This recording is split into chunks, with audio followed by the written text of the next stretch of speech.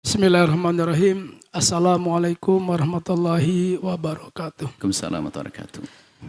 Allahumma salli ala Sayyidina Muhammad Assalamualaikum. wa ala ali adada hasanati Sayyidina Muhammad. Assalamualaikum. Semoga Buya beserta keluarga dan seluruh santri Al-Bajah semakin dicintai oleh Allah dan Rasulullah. Buya izin bertanya, dalam zaman serba modern, serba digital ini sekarang sedang booming tentang investasi digital. Saya sengaja akan sebutkan aplikasinya supaya pertanyaan ini tidak liar kesimpulannya. Sebulan ini saya mempelajari atau ada yang menginfokan tentang Indodax. Di dalamnya adalah tentang kripto, tentang koin digital. Sederhananya Buya, investasi ini, uang ini kan ada uang tunai, ada uang fisik, ada uang digital. Seperti halnya kita di tabungan, tentu uang kita ada di digital. Nah, di zaman sekarang ada pengembangan namanya koin digital. Saya sebutkan namanya BTC aja, Bitcoin. Ini yang sedang booming di dunia. Seseorang ahli ekonom dari luar negeri, dari Jepang, dia menciptakan semacam koin investasi dengan jumlah terbatas, dengan nilai terbatas. Lalu dia setorkan ke Bank Dunia dan koin ini disebarluaskan atau diperjualkan secara digital. Nah, sistemnya kami selaku yang peminat mendaftar, membuat akun, lalu kami pun mentransfer uang kami ke dalam dompet tersebut yang sudah kita miliki, lalu berbelanja koin dengan nilai yang tentu terdaftar di situ. Kita belanja koin, setelah belanja kami yang memiliki koin tersebut tidak mengharuskan dijual, disimpan pun nggak ada masalah. Namun dalam perjalanan tentu karena ada kebutuhan tentu dijual. Nah, fenomena yang sekarang terjadi saya melihatnya orang-orang yang memiliki dana besar membeli koin tersebut dengan harapan bukan saja menggantikan investasi selain emas, tanah dan lain sebagainya, namun melihatnya peluang ketika koin tersebut naik harganya, dia akan menjualnya, lalu dapatlah margin. Penjual beli ini dimediasi oleh aplikasi, salah satunya Indodax. Lalu akadnya bagaimana? Akadnya kami ketika bikin account tentu sudah ada agreement, kita tinggal tanda tangan, tinggal setuju saja. Lalu jual beli satu dengan yang lainnya tentu kita tidak berhadapan, tapi kita memasang harga saja. Misal saya mau menjual koin ini nilainya 100, dipasang saja saya mau jual nilai 100. Nanti pada kesempatan tertentu di saat yang bersamaan orang yang mau membeli dengan nilai 100 akan tersinkronkan Bu ya, akan terjadi jual beli. Saya juga baca-baca di internet. Ternyata ini juga sedang booming di negara-negara luar, di negara-negara Eropa banyak juga yang sudah menerima, namun tidak sedikit juga yang belum menerima, bukan tidak menerima Bu ya, belum menerima. Kenapa belum menerima? Beberapa negara besar pun sedang mempersiapkan regulasinya, bagaimana caranya koin digital ini tidak menggerus mata uang di internal negaranya. Jadi saya lihatnya Bu ya, ini seperti suasana 2005. Dulu ketika internet sedang pertama booming, salah satu negara Islam, Arab Saudi pun tidak menerima untuk dibebaskan internet. Nah, namun setelah sekarang malah, Masya Allah, malah paling maju mungkin. Nah, saya melihatnya koin digital atau investasi digital sesuatu yang tidak bisa dihindari dan akan terus merambah. Dan terakhir pun seperti negara Turki pun udah mulai melunak, artinya sudah mempersiapkan regulasinya. Nah, pertanyaan saya Bu ya, bagaimana secara fikih muamalahnya tentang kripto, tentang koin digital, tentang Bitcoin, dan bagaimana orang-orang yang tadi mencari peluang membeli koin lalu dalam kondisi tertentu setelah koin ini naik dia jual untuk mendapatkan margin. Nah, saya lebih mengerucut halal haramnya, Buya. Mungkin itu mohon pencerahannya, Buya. Terima kasih. Wassalamualaikum warahmatullahi wabarakatuh. Waalaikumsalam warahmatullahi wabarakatuh. Ada alat tukar. Alat tukar itu ada. Kalau dahulu namanya emas dan perak dengan sifat dirham dan dinar. Adapun dirham dan dinar memang dia punya nilai secara makna dan fisiknya pun punya nilai. Sehingga nggak perlu pakai persetujuan siapapun, nggak perlu perlindungan dari siapapun. Karena nilainya zatnya ada. Tapi selain itu, semua alat tukar yang merupakan sebuah kesepakatan, contoh uang 100.000, apa nilainya?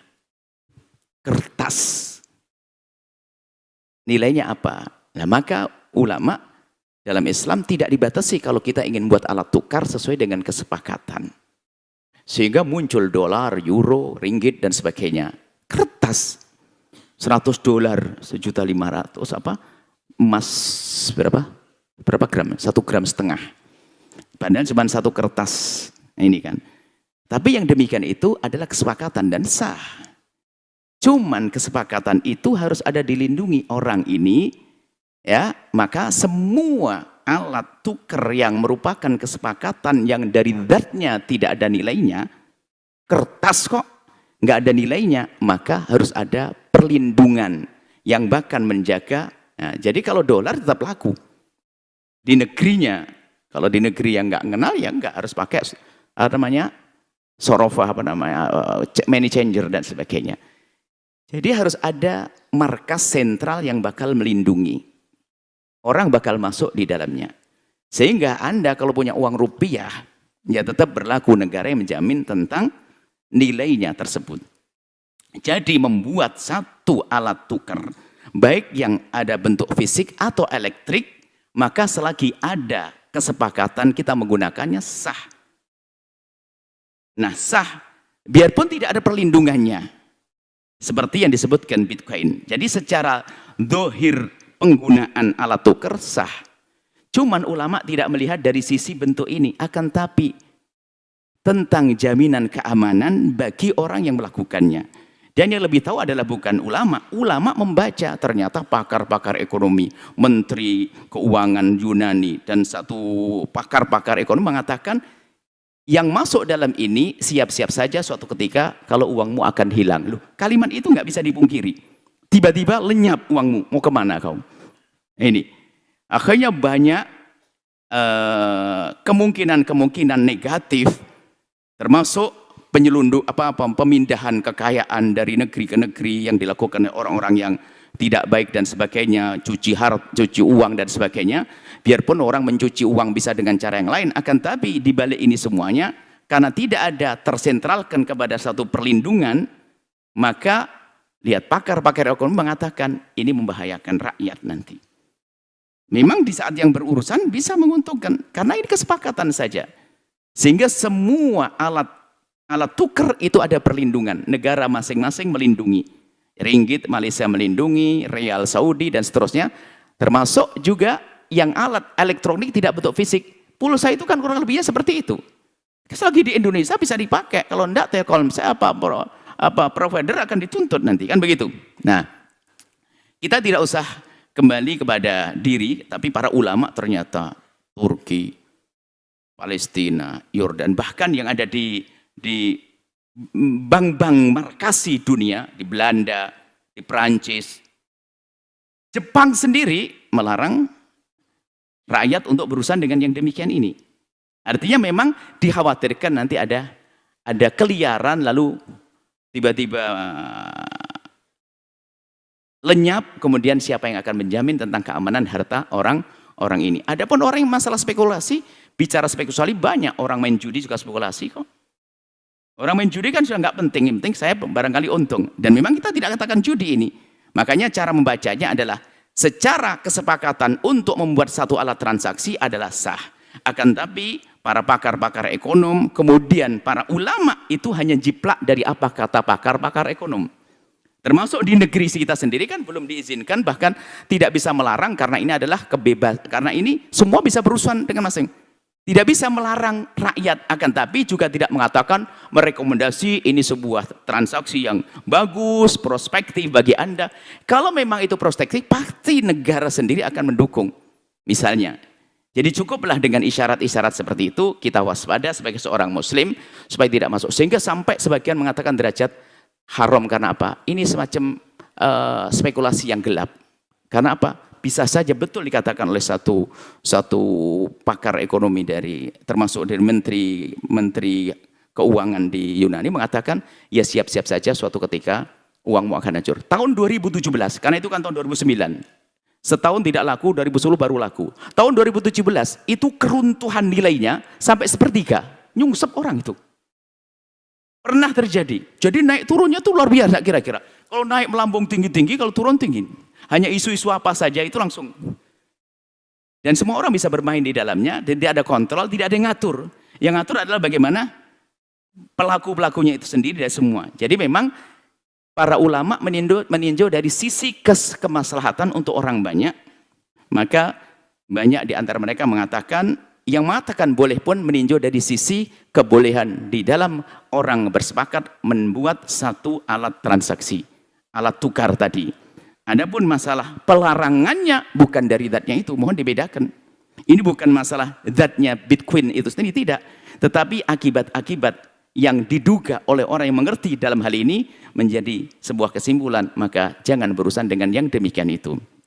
Jadi ini kesimpulannya, termasuk dewan-dewan fatwa. Kalau masalah bank-bank negara dunia, termasuk bank markas Eropa, bank markas Perancis, kemudian Belanda, kemudian Rusia, Australia, kemudian juga lembaga keuangan resmi yang ada di negeri Saudi, kemudian juga yang di Urdun itu langsung melarang terang-terangan karena itu membahayakan. Jadi banyak sekali, dan termasuk Thailand sendiri tidak menggunakan, dan masih banyak negara-negara yang mereka tidak kenal halal haram juga melarangnya.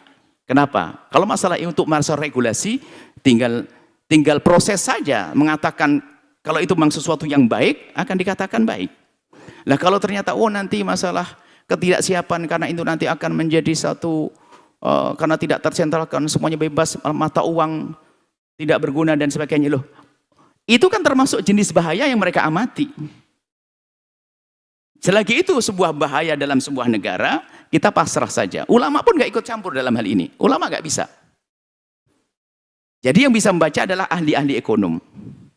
Bukan spekulator, dia ahli ekonom yang mengerti, termasuk tanyakan ke BI sendiri. BI tidak memerintahkan. Kalau memang ini prospektif, kenapa rakyat tidak boleh makmur? Silahkan, kan begitu. Ternyata BI juga tidak, kalau kami tidak salah, BI juga tidak menganjurkan rakyat untuk berurusan dengan hal yang semacam ini. Dari hal yang demikian, hendaknya kita harus waspada dan cerdas.